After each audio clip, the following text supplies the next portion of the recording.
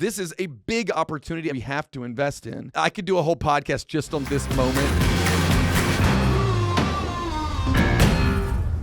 Today, we're talking about the fan building blueprint I've spent like 20 years trying to sharpen. All right, look, at the end of the day, every brand needs loyalty. Every brand is looking to build relationships. Actually, not enough brands are, but it's kind of what we talk about all the time here at Maverick. We talk about the importance of what we call the connection strategy. How can you move from someone that doesn't know you to does know you and loves you and becomes an advocate? And so we're always trying to put a wrapper and put a framework on it. And so many, many years ago, I started listening to all the brands that I was working with. So at the time I was at Universal, but we were working with Warner Brothers, and I sat down and we had a deep dive with Warner Brothers. And for Warner Brothers, it's our partnership with the Wizarding World of Harry Potter. And what we're talking about today is not what they had, but they talked about the journey of a fan, the journey of a fan of Harry Potter. And I was like, man, that's so good. That's so similar to what I talk about when I talk about how people should know, like, and love your brand. And it goes back to a little bit of what I used to talk about in radio, where I say my job in radio was to do something from 3 to 6 to keep you entertained to the point where you would come back the next day. And over time you build fandom. And so when I was in this room kind of looking at what they were talking about, I then spent a lot of time coming up with a journey for what it means to build fans. And why is that important? Why is it important to understand the journey that people go through? Well, the only way you get to a point where someone is a super fan is if you understand there's a point where they don't know who you are. And so if we can lay out a framework and move people from phase to phase to phase, then we can find a way to turn them into super fans. And again, relationship, advocacy, that's the whole goal. That's the whole game that we're trying to do. So I'm hoping today there's a framework here you can steal, you can apply. And I'm also going to talk about at the end of this episode some of the ways that we did this in Universal, because this is not just a framework we talked about. This is something that we brought to life. But a couple of things I wanted to kind of point out real quick, because I think this is important grounding. 70% of fans say their fandom and community is part of their daily lives. What brand would not like to have who they are and what they stand for be a part of someone's daily life? More than 1/3 say that the number one benefit of being a fan is it makes them happier. Imagine if you're a brand and what you offer to people actually brings enjoyment into their life. I mean, these are like the next level goals that brands don't normally offer, right? They offer a product, a service, you pay something and you get something. And that's fine. There's many businesses out there. Those aren't the ones that we're looking to inspire. But if you're in travel, you're in hospitality, you're in sports, you're in entertainment, your job is to build fans. Your job is to engage and build relationships. And so you can't get started on that journey if you don't understand the journey of how do you start on day one with someone. Last stat here, 64% of fans say their fandom is part of their identity. I mean, like, that is at the depth of who we are. So let me bring you inside a fandom for me, right? We all have them. Some people are fans of Apple, right? I support Apple. Some people are fans of Starbucks coffee. Some people are, I guess some of my fandoms are right here. Some people are fans of Celsius, the peach vibe. But I wanted to introduce you to a fandom of mine. And hopefully we can bring some music in right now, Marmal. Because a giant fandom of mine, and it actually comes out next week. You'll see this in a few weeks, so it'll already be going. Survivor, season 49 starts next week. There was a point when I knew of Survivor, episodes 1 through 17, I was aware it existed, never really kind of engaged in it. And then my brother just got talking about it. And so that was the point. That was the initial point where fandom kind of began. I didn't really know much about Jeff Probst at the time. I didn't get the challenges. I wasn't an advocate. I didn't know any of it. I knew they took a bunch of people out to an island and they lived for a while and someone won $1 million and that was it. And it just didn't really draw me in. And then my brother Brent started talking to me about just all of the different nuances. And, fast forward to today, I've seen every season. During COVID, I went back and watched the 16 that I missed. And I listen to the podcast every week after it comes out. I follow everybody on social. I'm a nerd when it comes to Survivor. And my relationship with Survivor is very valuable to Survivor. We all have that, whether it's a book, whether it is at Universal, we used to use this a lot because the thing I would say about Universal is we bring to life the greatest stories ever told. We let people walk inside these places that they've only dreamed of being. We are the mecca of fandom. And so this became a real big grounding part of our brand, and at least part of the team that I ran in social and content. And so as you think about what you do, whether you work at a grocery store or whether you work at a hospital or you work for a CPG brand or an airline, where does fandom matter to you, and how can you take what we're doing from a framework and apply it to your business? So let's go through it. The first thing is detractors.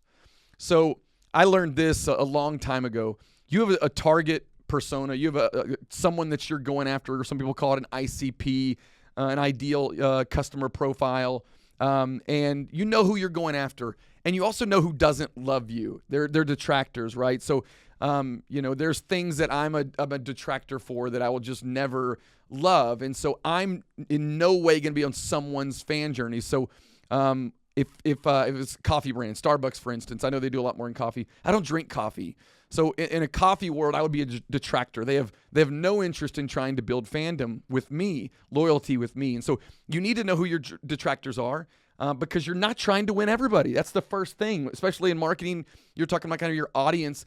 Just don't go after people that you have no chance of winning. You're wasting dollars, you're wasting time, you're wasting effort. So we're not going to spend a lot of time from a detractor standpoint.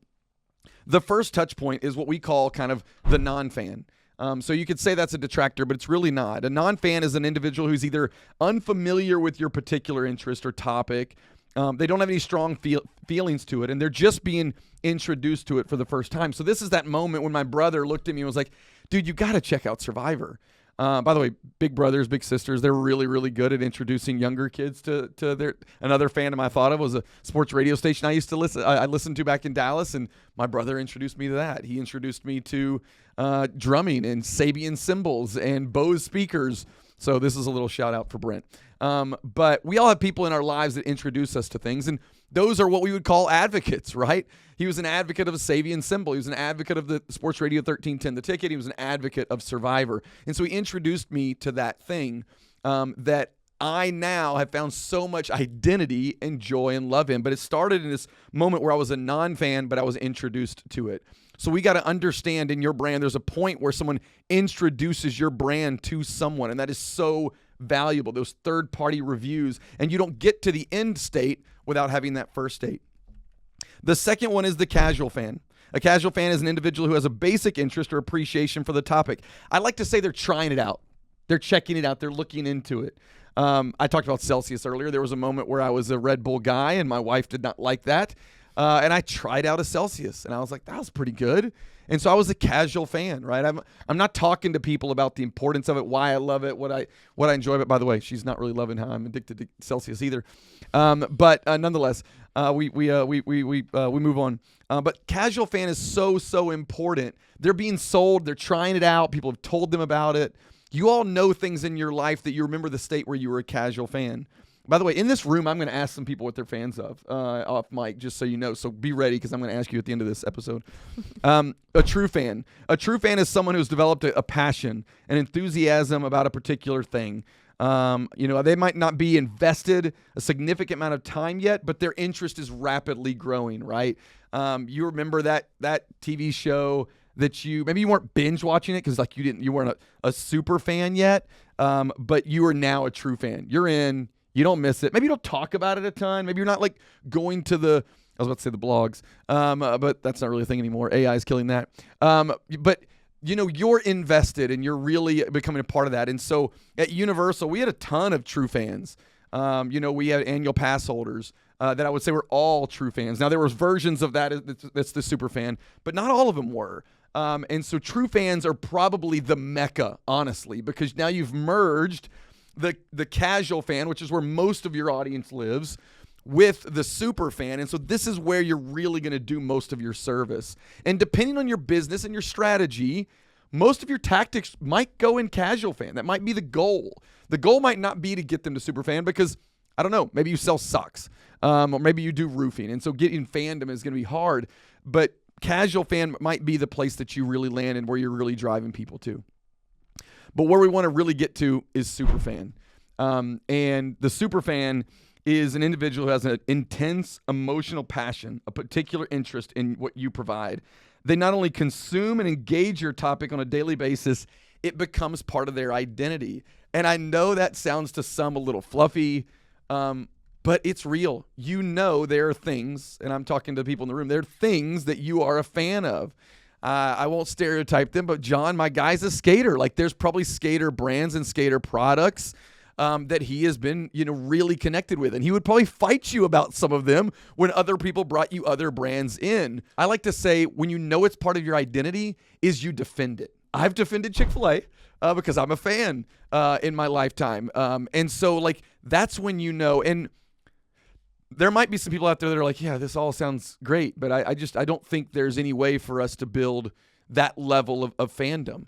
And that's cool. That's fine. I get that. But that's where I would say, where's the stage that you've got to get to? Because at the end result, fandom has a business impact. The business impact of fandom is the advocacy, the fact that they're referring other people, they're telling other people, they're driving other people into you. Because in a day of the media where it is today, we can't keep spending money on paid media. Owned and earned has got to drive a lot more. This is how you drive owned and earned. So this is not just a small thing that the social media team does.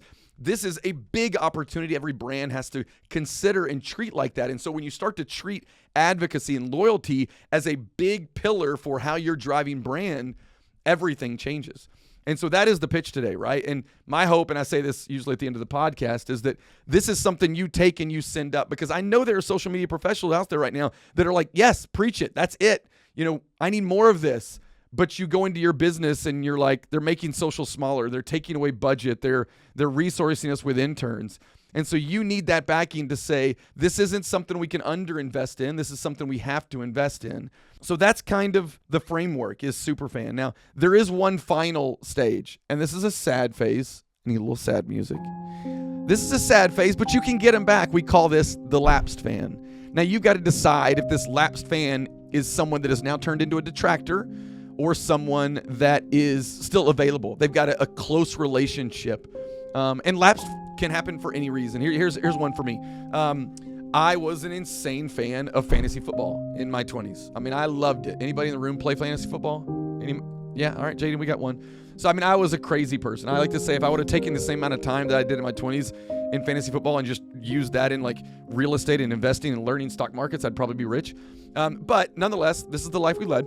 But fantasy football is such a passion of mine. I had identity in it. I watched it. I read it. I was in it.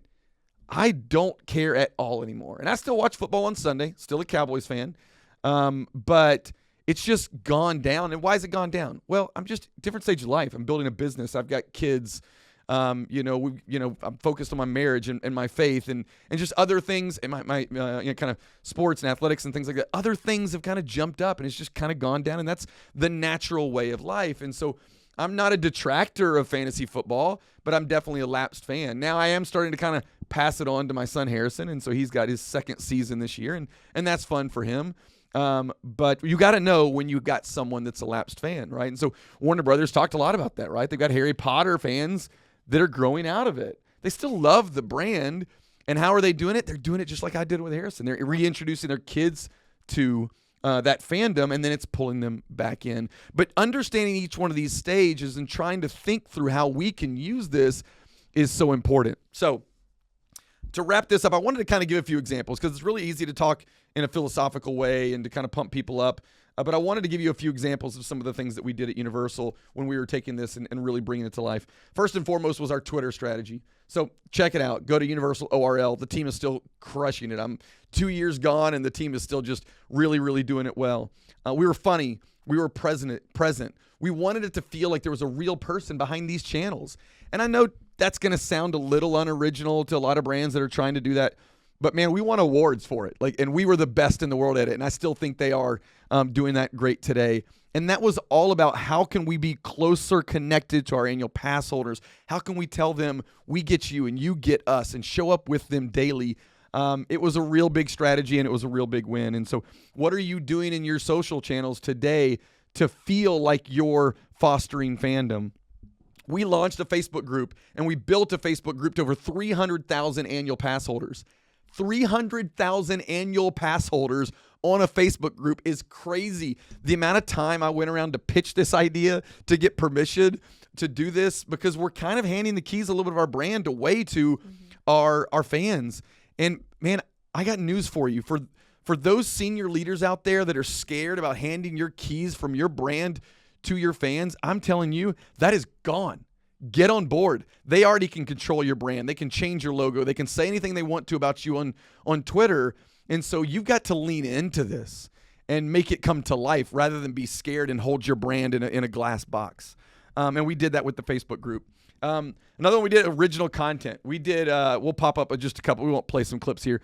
But we did this video, which was like about just all the things that Halloween Horror Nights fans knew about Halloween Horror Nights. And it was so good. It was really us saying, we know you, fan, and we get you and we love you.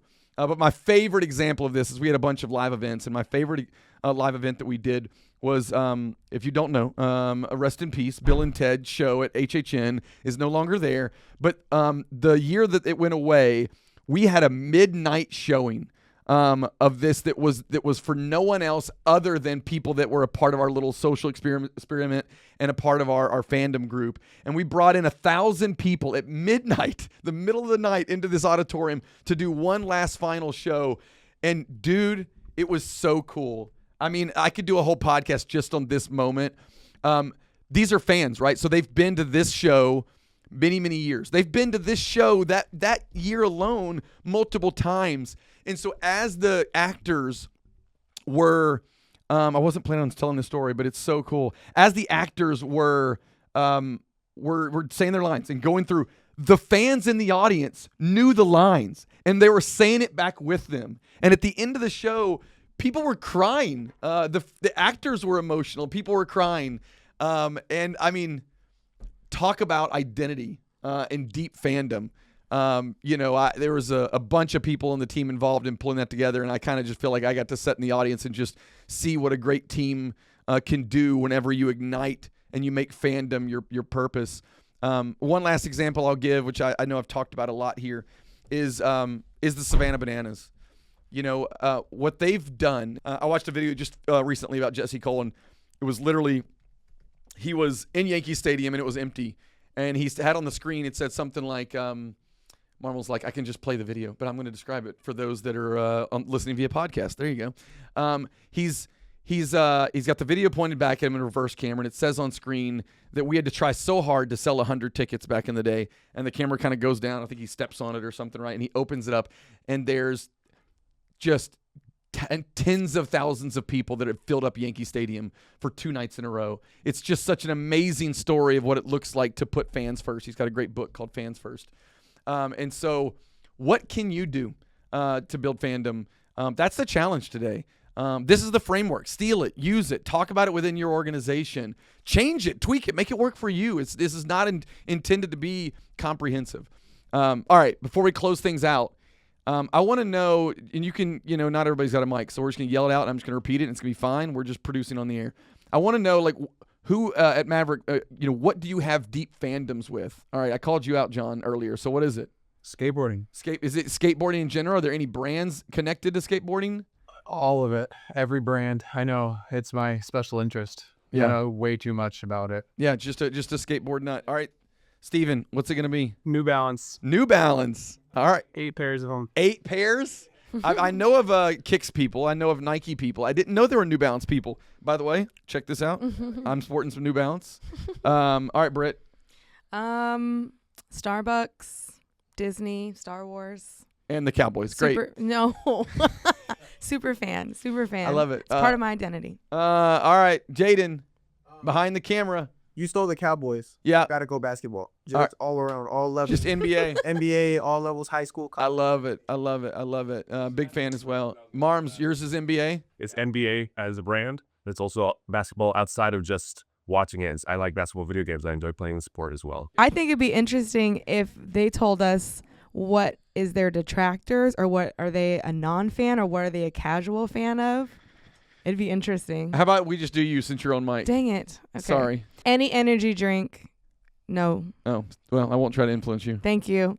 Coffee is kind of an energy drink. I'm not a non-fan of a lot of things. Casual fan. I'm a casual fan of Yeti. All right.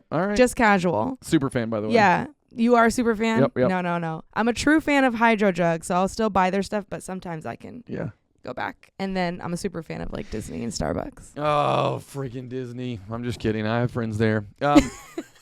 Here's the thing. As we wrap this up, and I'm using Brittany with Disney, or Brittany with some of her other things that she mentioned.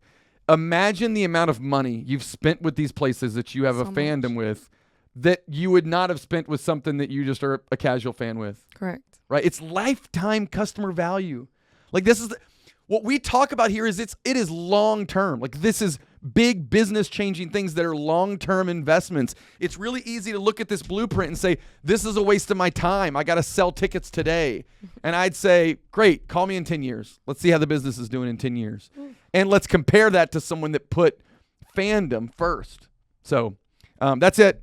Episode 33 in the books. Been wanting to do this one for a long time. No one is talking about this, guys. No one. And this is really, really good stuff. So hopefully you enjoyed it. Remember, share this with your boss. Share this with your team. Get them pumped up. Get them excited. There's a way to help brands connect first, tell more stories, and that's what we're here for. Again, if you want to hear more of these, make sure you're subscribing and liking and all those things. It'll make this stuff spread out and get farther, but it'll also make us get in here and get jazzed about pulling these together. So that's it. We appreciate it. See you guys.